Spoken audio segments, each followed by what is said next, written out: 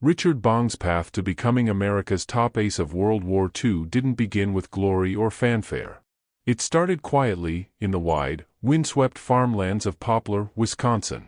As a boy, Bong was captivated by the endless skies above his family's dairy farm. The roar of passing planes during barn chores became a source of fascination. His hands, which once gripped shovels and milking buckets, would one day grasp the controls of a twin-engine fighter and change the course of aerial combat in the Pacific. In 1941, with the world already at war and tensions growing for the United States, Bong enlisted in the Army Air Corps Aviation Cadet Program.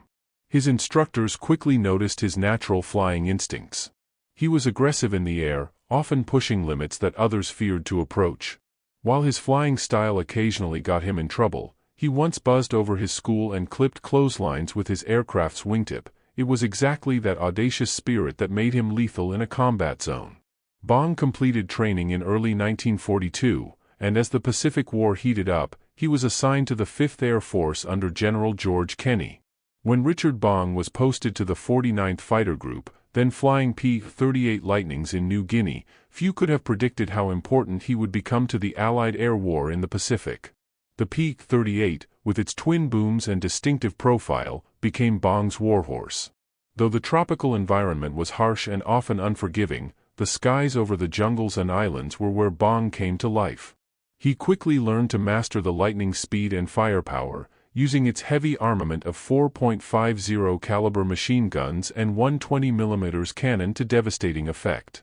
His first confirmed aerial victory came on December 27, 1942. Flying out of Dobodura Airfield, Bong engaged a formation of Japanese bombers and fighters near Buna. He dove into the fray, his P-38's engines roaring as he closed on a Mitsubishi A6M0. Bong's bullets tore through the enemy fighter, sending it spiraling into the jungle below. That first kill would set the tone for what became a relentless march toward a record-breaking combat legacy. As the campaign in New Guinea escalated, so did Bong's tally. He was not a reckless pilot. Unlike many others who sought glory in head-to-head dogfights, Bong was calculating, often positioning himself above his enemies to use speed and altitude as weapons. His attacks were typically swift, coordinated, and merciless. He hunted in pairs or with his squadron, striking and retreating before the enemy could react. His technique minimized risk while maximizing effectiveness, a principle taught to him by his mentor, Major Thomas Lynch. By May 1943, Bong had scored 6 confirmed kills. He was promoted and awarded the Silver Star. While others might have become complacent or arrogant, Bong remained grounded. His letters home were filled with casual mentions of his successes, focusing instead on how his friends were faring and the simple comforts of home he missed: a warm meal, a cold drink, the Wisconsin snow. His modesty became legendary within his unit. Despite being admired by many, he never acted like a hero. Through the summer and fall of 1943, Bong's score increased rapidly. He refined his approach with each sortie. One particular engagement over La in September 1943 highlighted his strategic prowess. Bong, leading a flight of P-38s, intercepted a group of Japanese bombers escorted by several Zeros. Rather than diving straight into the formation, he split his group, flanking the bombers from both sides. While the enemy fighters focused on the main formation, Bong's wing cut through the bomber formation from the rear. He shot down 2 bombers and a Zero in quick succession. His tactics had matured, and so had his reputation. In early 1944, with 19 confirmed kills, Bong had become a national name. Newspapers across the United States hailed him as a hero. His hometown organized a parade in his honor, even though he was thousands of miles away. Still, he remained in the Pacific, focused on the mission. The Japanese, now on the defensive across many islands, fought with desperation, and Bong matched their intensity. On April 12, 1944, Bong flew one of his most dangerous missions over Hollandia, part of the Allied push to seize airfields vital for the next phase of the island-hopping campaign. During the dogfight, he engaged multiple enemy fighters over rugged mountain terrain. The sky was filled with tracers and smoke. Bong weaved through the chaos, positioning himself behind a key .43 Oscar. With precise bursts, he sent it down in flames. Moments later, he broke left and found another target. In less than 10 minutes, he had shot down 3 enemy aircraft. His score now stood at 25. General Kenny, impressed by Bong's performance and concerned about the risks he continued to face, temporarily grounded him to preserve his life. Bong was not pleased. He felt a duty to remain with his squadron. Still, Kenny insisted and sent Bong stateside for a war bond tour. Back in the U.S., Bong was greeted as a celebrity. He gave speeches, posed for photos, and signed autographs, but none of it thrilled him like the cockpit of a P-38 did. He longed to return to his squadron. His wish was granted in late 1944. He returned to the Pacific, more determined than ever. His rivals in the air were fewer now. Japanese air power had been significantly weakened, but the remaining enemy pilots were experienced and aggressive. During one mission over the Philippines, Bong encountered a formation of enemy fighters strafing an American airfield. Without hesitation, he and his wingman dove into the formation. Bong lined up his sights and fired, shredding one plane, then another. He maneuvered with grace and precision, outmatching the enemy pilots with experience and instinct. By the end of the mission, he had 2 more kills, bringing his total to 30. By this time, fellow American ace Thomas Maguire was also climbing the leaderboard, and the 2 pilots formed a friendly rivalry. They flew different styles. Maguire was more analytical and technical, while Bong relied on instinct and aggression. The competition drove them both forward, but tragedy loomed. In January 1945, Maguire was killed in action, and Bong was devastated. Though deeply affected, he channeled his sorrow into purpose. Bong's 34th kill came during a daring solo interception. He had taken off early in the morning, responding to radar reports of incoming enemy aircraft. Flying alone, he tracked a group of 4 Zeros. He engaged from above, hitting one before the others could scatter. He then dove through the formation, expertly dodging counterfire. Within minutes, he had downed another. Outnumbered and nearly out of ammunition, he managed to disengage and return to base with 2 more victories under his belt. His record now sat at 36. Each mission seemed to test his limits, yet Bong never faltered. His P-38, often patched and worn, became a symbol of resilience. Ground crews worked tirelessly to keep it airworthy, knowing that every time Bong took off, the tide could shift. His presence lifted morale, not just for his squadron but for the entire theater. By mid-1945, with 39 confirmed victories, Bong had secured his place as America's ace of aces. He had survived countless missions, outflown deadly opponents, and proven time and again that skill, courage, and discipline could shape the outcome of a war fought in the skies. But his journey wasn't yet over. As Richard Bong's name spread across newspapers and radio broadcasts, he became more than just a fighter ace. He became a symbol of hope for a nation at war. Still, behind every celebration and accolade, Bong remained focused on one thing: flying. The publicity never seemed to sit comfortably with him. He much preferred the roar of the P-38's twin engines to the applause of crowds or the press flashbulbs back home. To his fellow pilots, he was a leader and a quiet professional, someone who had earned every inch of respect not through bravado but through sheer effectiveness in combat. When he returned to active duty in late 1944, the Pacific campaign was in full swing. The Allies had landed in the Philippines, and the Japanese were fiercely resisting every island-hopping operation. Bong, now with an official record of 36 victories, was back with the 5th Air Force and reassigned to a combat unit supporting operations around Leyte and Luzon. The Japanese were flying fewer missions, but when they did, their pilots were often desperate and dangerous, employing kamikaze tactics or engaging in last-stand aerial battles. On November 11, 1944, Bong flew a combat mission that would again demonstrate his unique skill in the skies. His flight encountered a group of Ki-61 Tony fighters near Ormoc Bay. As soon as the bogies were spotted, Bong's instincts kicked in. He swung his P-38 into a climbing turn and dove into the enemy formation from above, using the sun to mask his approach. His first burst of fire caught one of the Tonys mid-climb, tearing through the engine and cockpit. The plane exploded into a fireball. As the rest of his flight engaged the others, Bong broke away, climbed again, and then dove for a second strike. His rounds shredded the tail of another fighter, sending it into a death spiral. That day, he was credited with 2 more victories, bringing his total to 38. Every engagement after that became harder. Not only because the enemy was more elusive, but because Bong himself carried a growing weight with every mission. He was no longer just a pilot, he was now a living legend. That meant pressure. That meant expectations. But he never let it change his approach. His flights were still calculated, his attacks precise, and he maintained an almost surgical detachment in battle.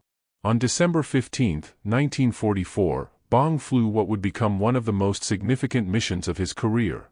A large enemy formation had been reported approaching American positions near Mindoro. The Americans scrambled fighters to intercept, and Bong was in the lead. When he reached the area, he spotted a group of Zeros flying in loose formation. Without hesitation, he dove from high altitude and opened fire on the lead aircraft. The rounds hit squarely, and the Zero disintegrated in midair. Bong pulled up sharply, then dove again to engage a second fighter. He fired short bursts, forcing the Japanese pilot into evasive turns. Bong stayed on his tail, eventually lining up another clean shot. The second fighter caught fire and went down. That mission raised his total to 40 confirmed victories. General Kenny, still concerned for Bong's safety and eager to preserve his life, ordered him back from combat. This time, it wasn't just about the war, it was about legacy. The general knew that Bong had done more than enough, and losing him now would not only be a blow to morale but a national tragedy. Bong accepted the decision with quiet dignity, though part of him still yearned for the cockpit. He never chased numbers, but he admitted in private that 40 felt like the right place to stop. A clean, even number that told the story of a fighter pilot who'd given his all. Back in the United States, Bong was awarded the Medal of Honor by General MacArthur himself. The citation spoke of valor, unmatched courage, and selfless service. Bong was deeply honored, but as always, he deflected the praise.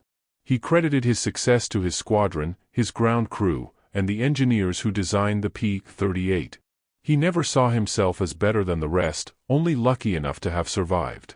Despite being grounded from combat, Bong still served in various roles, including test flights for new aircraft.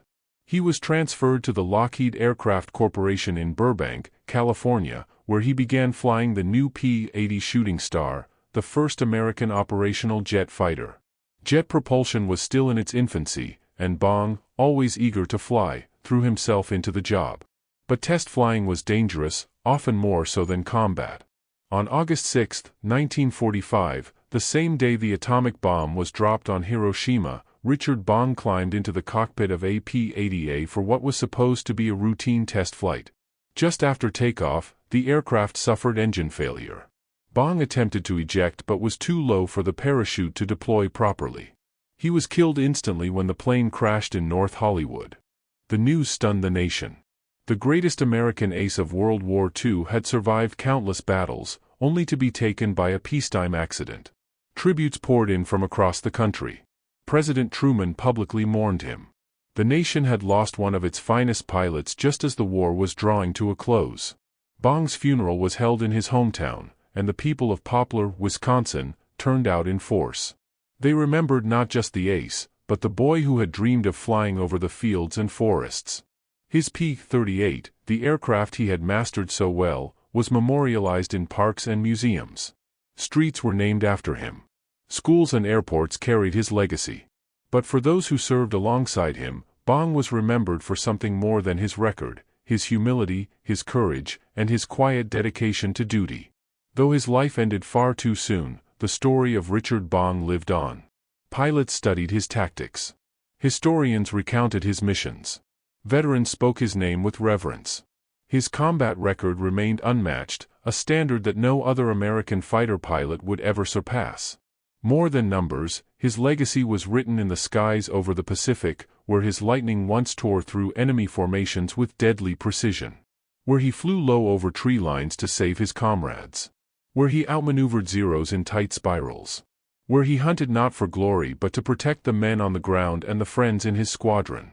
His 40 victories stood as a monument, not just to one man, but to all who flew, fought, and gave everything in the skies above the Pacific. The skies over the South Pacific could be deceiving.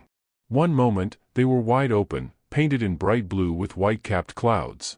The next, they turned into a maelstrom of engine roars, tracer rounds, and the fire of machines clawing for survival. For Richard Bong, this contrast became his battlefield, one he learned to master with almost preternatural awareness.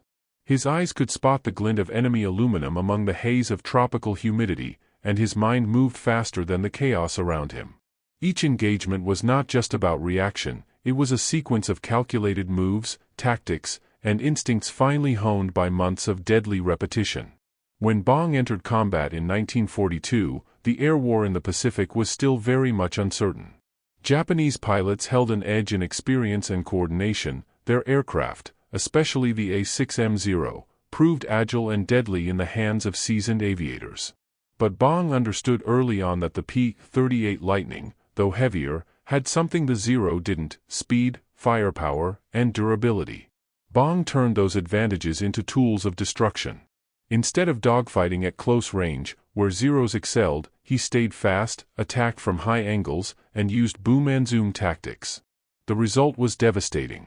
In the spring of 1943, the 9th Fighter Squadron, Bong's unit, was tasked with supporting American ground forces pushing through New Guinea. The jungle below was thick and unforgiving. Enemy aircraft often tried to fly beneath radar, sneaking into Allied airfields to cause chaos. Bong and his fellow pilots were constantly on alert.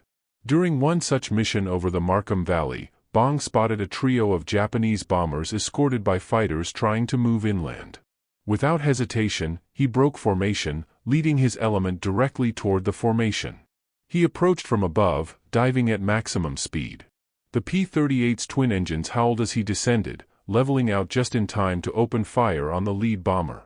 The nose guns tore through the fuselage, and the plane erupted into a fireball. As the formation scattered, Bong swung left, targeted another aircraft, and let loose a short burst. His rounds ripped into the wing, sending the bomber spinning toward the ground. In under a minute, 2 kills. The squadron finished off the rest, but the mission's tone had been set by Bong's decisive action. What made Bong unique wasn't just his aim or speed, it was his ability to read the airspace. While others might be overwhelmed by the constant radio chatter, engine noise, and flashing silhouettes, Bong moved with fluidity. He found gaps where none seemed to exist. His squadron mates often said flying with Bong was like having a safety net. If an enemy was on your tail, Bong would be there, quietly sliding in from nowhere, pressing the trigger, and disappearing before the wreckage even hit the jungle floor. As his tally increased to the 20s, so did his leadership responsibilities. He was frequently tasked with leading new pilots into combat. Many were younger, untested, and understandably nervous. Bong had a way of calming them, not with pep talks or speeches, but with his presence. His confidence in the cockpit, his calm voice over the radio, and his precise execution gave others courage. In one mission over Wewak, a new wingman panicked during an ambush. Bong calmly talked him through a maneuver while fending off 2 enemy fighters, shooting down one and forcing the other to flee. The rookie landed safely. That night, he swore he owed his life to Bong. Bong rarely talked about the kills. He logged them when required, filed reports, but never glorified them. To him, every downed aircraft was simply another step toward the larger mission: defeating the enemy, protecting the ground forces, and ensuring fewer Americans died tomorrow. That mindset grounded him. Fame followed him relentlessly, yet he stayed focused, quiet, and professional. That attitude earned him more loyalty than any rank could have provided. Back in the States, his name became a rallying cry. School children knew who he was. Bond drives printed his image. His hometown renamed a section of road in his honor. But even in those few moments when Bong returned home between tours, he found himself longing for the noise of the propellers, the cold metal of the control stick, and the focused silence that came just before he squeezed the trigger. In early 1944, as he passed 30 confirmed kills, Bong reached a point where few had gone. He now stood at the very top of the ace list in the Pacific. His fellow pilots cheered him, some from the ground, others over the radio, as he returned from a mission with yet another pair of notches on his record. But there was a quiet shift in Bong. He began flying more carefully, more deliberately. He knew his luck wouldn't last forever. He started mentoring aggressively, taking younger pilots under his wing with intensity. He showed them diagrams, practiced maneuvers, and often flew behind them on routine sorties to critique their technique. He wanted them ready, not just to fight, but to survive. During the Philippines campaign, Bong flew missions over Leyte Gulf and Luzon. These were brutal air battles. The Japanese Air Force was not only trying to stop American forces but also initiating the first waves of kamikaze attacks. It was in these skies that Bong pushed past the 35 mark. In one mission, while providing cover for a bombing raid, he spotted enemy aircraft attempting to intercept the bombers.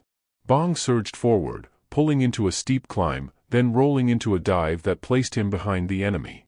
In a clean firing pass, he downed one aircraft and climbed again to pursue another. Though short on fuel, he chased it for nearly 10 miles before getting within range. A quick burst sent it flaming into the sea. By this point, Bong's P-38 had become one of the most famous aircraft in the Pacific. Nicknamed Marge after his fiancée, later wife, Marjorie Vitendel, the nose of his plane was adorned with a large portrait of her face.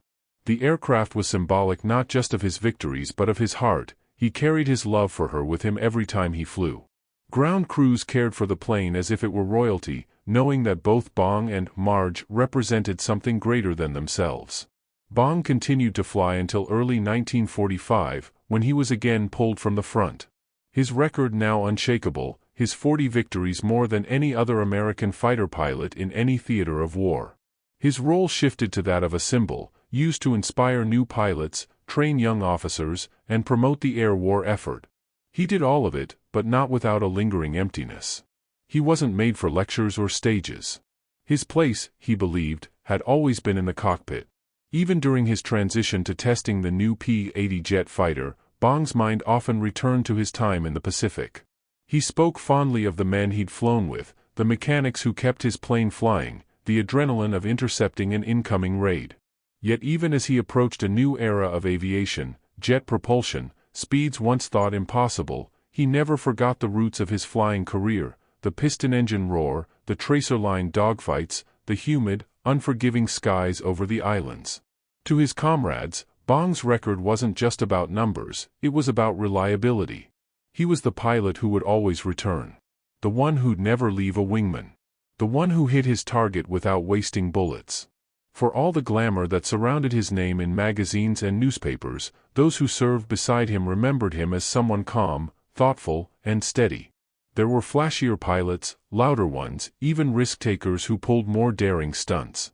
But Bong was different, he was precise. A tactician in the sky. And that made him the deadliest of them all. When people think of fighter pilots, they often imagine speed demons, hotshots pulling wild turns, laughing in the face of danger, living fast and carefree. Richard Bong never fit that mold. He was quiet, disciplined, thoughtful. But when he flew, there was no mistaking his purpose. Every motion in the cockpit was controlled, calculated. He didn't chase chaos, he solved it. His mission was always clear: protect his wingmen, bring everyone home, and, if necessary, take the fight directly to the enemy. It was this relentless clarity that helped him become the most successful fighter pilot in U.S. history. As Bong approached his 40th confirmed victory in late 1944, the war in the Pacific was entering a critical phase.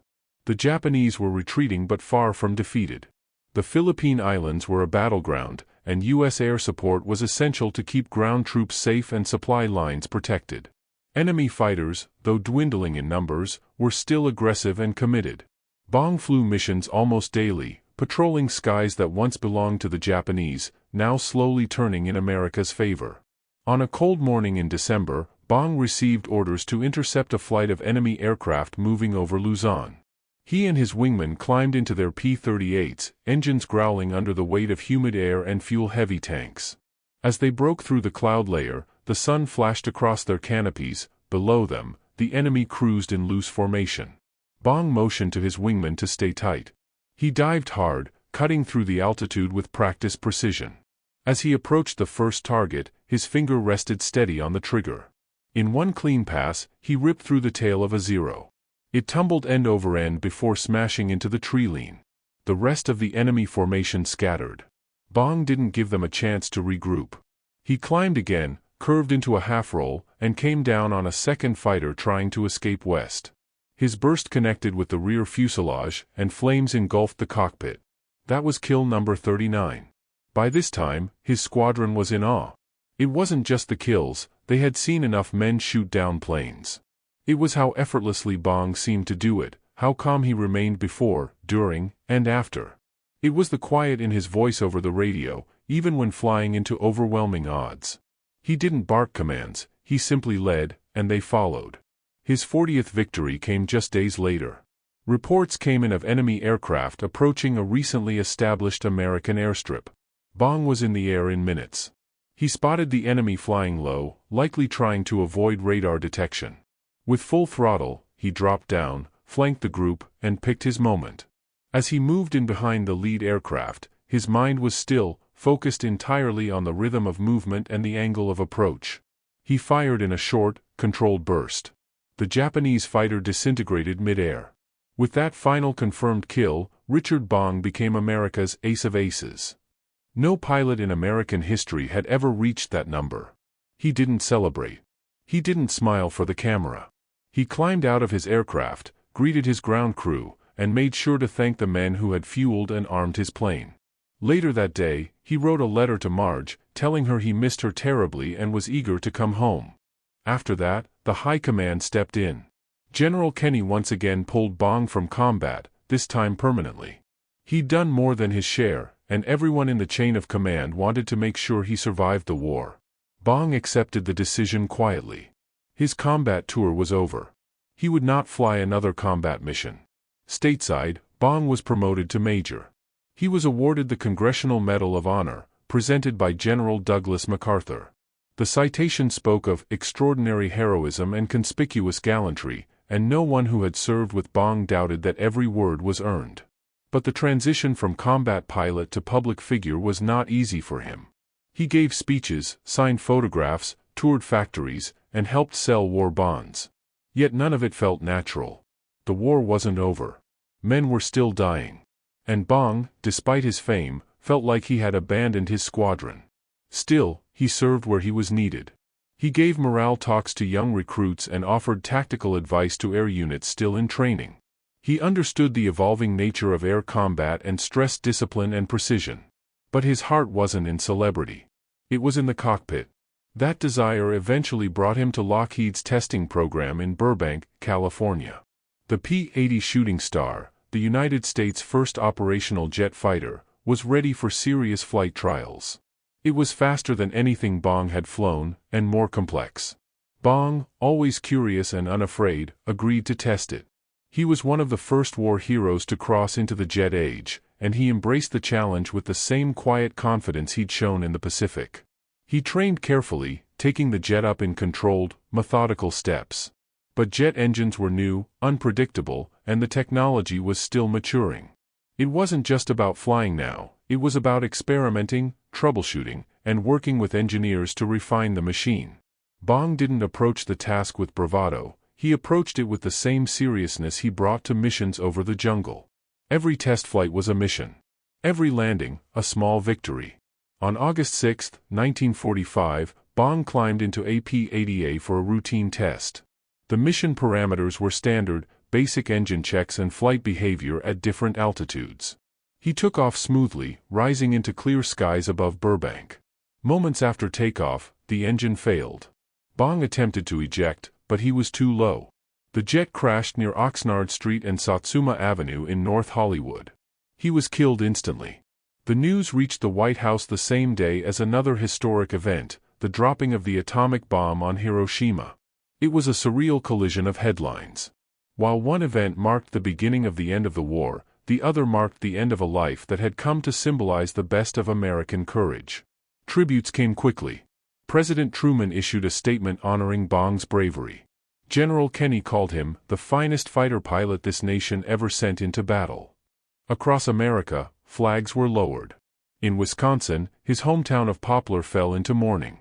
He was buried there, among the fields he'd once flown over as a boy, dreaming of the sky. Though his life was cut short at just 24, Bong's story endured. In Air Force training schools, his name was etched into curriculum and tradition.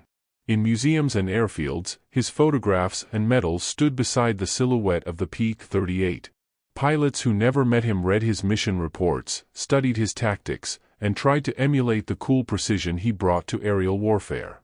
But perhaps his most lasting legacy was not the 40 kills, not the medal, or the record. It was the way he carried himself. He didn't fly for fame or kill for glory. He flew because his country needed him, because his squadron depended on him, and because he believed that doing the job right was the best way to survive. In war, that attitude saved lives. In history, it became an example. The story of Richard Bong did not end in the skies over North Hollywood, nor did it rest quietly with the close of the Second World War. It became something greater, something timeless. For those who flew after him, Bong was not simply a pilot, not merely a war hero. He was a benchmark of what it meant to be skilled, humble, and profoundly dedicated to a cause larger than oneself. His 40 aerial victories, carved into the official records of the United States Army Air Forces, represented more than just a number. They were proof of his focus, his resilience, and his ability to survive and succeed in the most dangerous environment imaginable. In the years that followed his death, the aviation community, veterans, historians, and civilians alike kept his name alive. Air bases were renamed. Monuments were raised. The Richard I Bong Veterans Historical Center opened in Superior, Wisconsin, not far from his boyhood home. Inside its walls, visitors could walk through his story, from the young man who grew up on a dairy farm to the decorated ace who tamed the sky with calm hands and a sharp mind. His P-38 Lightning, or at least a restored version painted like his, stood as a tribute to the machine that carried him through the crucible of aerial warfare. Those who knew him best remembered not just the missions, but the quiet moments between them. The way he folded his flight suit. The way he never raised his voice, even when under pressure. The way he carried himself with an ease that made even the most frightened young pilot feel like everything might turn out okay. That was Bong's strength. He didn't try to be a hero. He just tried to do his job, and in doing it so well, he became one. His letters home to Marge revealed a side of him the war couldn't touch. He asked about the snow. He asked about her parents. He joked about the food, the heat, and the bugs. He never described the chaos of battle in detail, not because he was hiding it, but because he didn't want to burden her with what he'd seen. Even when flying through clouds of bullets, even when pulling out of dives at the edge of his aircraft's structural limits, his mind never drifted far from home. In combat, he made split-second decisions that changed the outcome of missions. He read enemy formations like an open book. He knew when to strike and when to break off. And while many pilots racked up scores by chasing kills aggressively, Bong remained consistent. He flew to protect his fellow men, and only engaged when the mission demanded it. His leadership made entire formations stronger. Younger pilots who would have otherwise died survived because he flew cover for them. Bombers made it home because he intercepted the threats before they arrived. He made the air safer, for Americans. But he also respected his enemies. He never gloated. He never dehumanized the Japanese pilots he shot down. In interviews, he talked about them as equals in the sky, brave, skilled, and honorable in their own right. That quiet respect elevated him. He understood that war was not about hatred but about duty. And that distinction kept him from ever becoming arrogant or vengeful. He simply flew, and did what he was trained to do. For every confirmed kill, there was a set of eyes watching from below, an infantryman grateful that no enemy bomber would drop a payload that day, or a fellow pilot who might have been saved by Bong's last-second intervention. He wasn't loud about it. He didn't pound his chest or write war stories in his journal. He didn't need to. His actions spoke volumes. After his death, Marge was left to carry the weight of memory. She did so with grace. She never sought attention, but she spoke kindly of him when asked. They had married just months before his final flight. The wedding had been small, simple, but filled with warmth. For her, his loss was personal, profound. The country mourned a hero, she mourned her husband. Yet she, like Richard, carried herself with quiet strength. As the decades passed, jet fighters replaced prop-driven machines. Supersonic speeds, guided missiles, and radar changed the very shape of air combat. But even in a world of modern warfare, Bong's example remained etched into training programs. His story became required reading for cadets. He became part of the Air Force ethos, not as a relic of the past, but as a symbol of what a combat pilot should be. Efficient. Brave. Selfless. Every anniversary of his death, veterans and civilians gathered at his monument. Children listened as old men spoke of the ace of aces. Some had flown with him. Others had only heard of him. But all of them, without fail, spoke his name with the kind of reverence reserved for the truly rare. He had done what others could not. And he had done it without losing who he was.